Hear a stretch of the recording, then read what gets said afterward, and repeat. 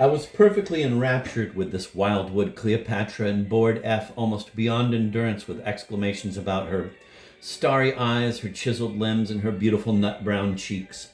I happened to take out of my pocket a paper of pens when all the women begged for some of them. This lovely child still remained silent in the posture of exquisite grace which she had so unconsciously assumed, but nevertheless she looked as pleased as any of them when I gave her also a row of the much-coveted treasures. But I found I had got myself into business, for all the men wanted pens too, and I distributed the entire contents of the papers which I happened to have in my pocket before they were satisfied, much to the amusement of F, who only laughs at what he is pleased to call my absurd interest in these poor creatures. But you know, M, I always did take to Indians, though it must be said that those who bear that name here have little resemblance to the glorious forest heroes that live in the leather-stocking tales. And in spite of my desire to find in them something poetical and interesting, a stern regard for truth compels me to acknowledge that the dusky beauty above described is the only even moderately pretty squaw that I have ever seen. At noon, we stopped at the Buckeye Rancho for about an hour and then pushed merrily on for the Pleasant Valley Rancho, which we expected to reach about sundown. Can you believe that we got lost again? Should you travel over this road, you would not be at all surprised at the repetition of this misfortune.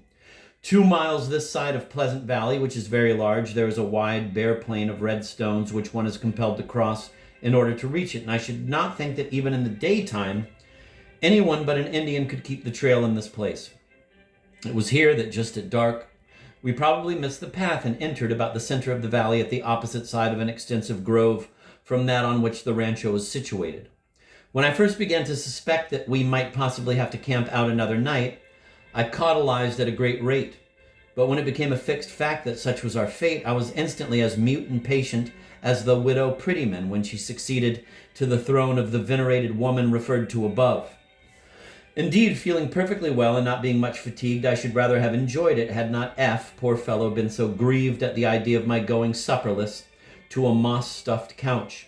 It was a long time before I could coax him to give up searching for the rancho, and in truth, I should think that we rode around that part of the valley in which we found ourselves for more than 2 hours trying to find it.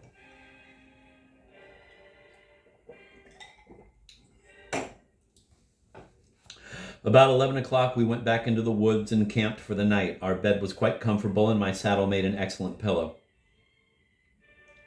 Being so much higher in the mountains, we were a little chilly, and I was disturbed 2 or 3 times by a distant noise, which I have since been told was the growling of grizzly bears that abounded in that vicinity. On the whole, we passed a comfortable night and rose at sunrise feeling perfectly refreshed and well. In less than an hour, we were eating breakfast at the Pleasant Valley Rancho, which we easily discovered by daylight. Here they informed us that we had escaped a great mercy, as old Jim used to say in relating his successful run from a wolf, inasmuch as the grizzlies had not devoured us during the night. But seriously, dear M, my heart thrills with gratitude to the Father for his tender care of us during that journey, which, view it as lightly as we may, was certainly attended with some danger. Notwithstanding we had endured so much fatigue, I felt as well as ever I did, and after breakfast insisted upon pursuing our journey, although F anxiously advised me to defer it until next day. But imagine the horror, the creme de la creme of ferocity, of remaining for 12 mortal hours of wakefulness in a filthy, uncomfortable, flea-haunted shanty, without books or papers, when Rich Bar, easily attainable before night, through the loveliest scenery shining in the yellow splendor of an autumnal morn, lay before us. I had no idea of any such absurd self-immolation. So we again started on our strange, eventful journey. I wish I could give you some faint idea of the majestic solitudes through which we passed, where the pine trees rise so grandly in their awful height, and they seem to look into heaven itself. Hardly a living thing disturbed this solemnly beautiful wilderness. Now and then a tiny lizard glanced in and out among the mossy roots of the old trees, or a golden butterfly flitted languidly from blossom to blossom. Sometimes a saucy little squirrel would gleam along the somber trunk of some ancient oak, or a bevy of quail, with their pretty tufted heads and short, quick tread, would trip athwart our path. 2 or 3 times in the radiant distance we descried a stately deer, which, framed in by embowering leaves and motionless as a tableau, gazed at us for a moment with its large, limpid eyes, and then bounded away with the speed of light into the evergreen depths of those glorious old woods.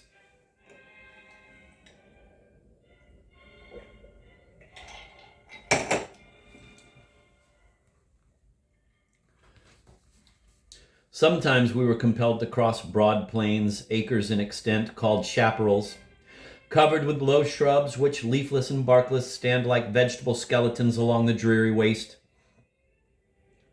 You cannot imagine what a weird effect these eldritch bushes had upon my mind. Of a ghastly whiteness, they at first reminded me of a plantation of antlers, and I amused myself by fancying them a herd of crouching deer. But they grew so wan and ghastly that I began to look forward to the creeping across a chaparral — it is no easy task for the mules to wind through them — with almost a feeling of dread. But what a lovely sight greeted our enchanted eyes as we stopped for a few moments on the summit of the hill leading into Rich Bar. Deep in the shadowy nooks of the far down valleys, like wasted jewels dropped from the radiant sky above, lay half a dozen blue-bosomed lagoons, glittering and gleaming and sparkling in the sunlight as though each tiny wavelet were formed of rifted diamonds. It was worth the whole wearisome journey, danger from Indians, grizzly bears sleeping under the stars and all, to behold this beautiful vision. While I stood breathless with admiration, a singular sound and an exclamation of "A rattlesnake!" from F startled me into common sense again. I gave one look at the reptile, horribly beautiful, like a chain of living opals, as it corkscrewed itself into that peculiar spiral which it is compelled to assume in order to make an attack. And then, fear overcoming curiosity, although I had never seen one of them before, I galloped out of its vicinity as fast as my little mule could carry me. The hill leading into Rich Bar is 5 miles long and as steep as you can imagine. Fancy yourself riding for this distance along the edge of a frightful precipice, where should your mule make a misstep, you would be dashed hundreds of feet into the awful ravine below. Everyone we met tried to discourage us and said that it would be impossible for me to ride down it. They would take F aside, much to my amusement, and tell him that he was assuming a great responsibility in allowing me to undertake such a journey. I, however, insisted upon going on. About halfway down, we came to a level spot a few feet in extent, covered with sharp slate stones. Here the girth of my saddle, which we afterwards found to be fastened only by 4 tacks, gave way, and I fell over the right side, striking on my left elbow. Strange to say, I was not in the least hurt, and again my heart wept, tearful thanks to God. For, had the accident happened at any other part of the hill, I must have been dashed, a piece of shapeless nothingness into the dim valleys beneath. F soon mended the saddle girth. I mounted my darling little mule and rode triumphantly into Rich Bar at 5 o'clock in the evening. The Rich Barians are astonished at my courage in daring to ride down the hill. Many of the miners have told me that they dismounted several times while descending it. I, of course, feel very vain of my exploit and glorify myself accordingly, being particularly careful all the time not to inform my admirers that my courage was the result of the know-nothing, fear-nothing principle, for I was certainly ignorant until I had passed them of the dangers of the passage. Another thing that prevented my dismounting was the apparently utter impossibility on such a steep and narrow path of mounting again. Then I had much more confidence in my mule's power of picking the way and keeping his footing than in my own. It is the prettiest sight in the world to see these cunning creatures stepping so daintily and cautiously among the rocks. Their pretty little feet, which absolutely do not look larger than a silver dollar, seem made on purpose for the task. They are often perfect little vixens with their masters, but an old mountaineer who has ridden them for 20 years told me that he never knew one to be skittish with a woman. The intelligent darlings seem to know what a bundle of helplessness they are carrying, and scorn to take advantage of it. We are boarding at present at the, quote, Empire, end of quote, a huge single palace in the center of Rich Bar, which I will describe in my next letter. Pardon, dear M, the excessive egotism of this letter, but you have often flattered me by saying that my epistles were only interesting when profusely illuminated by that manuscriptal decoration represented by a great eye. A most intense love of the ornament myself makes it easy for me to believe you, and doubt not that my future communications will be as profusely stained with it as even you could desire.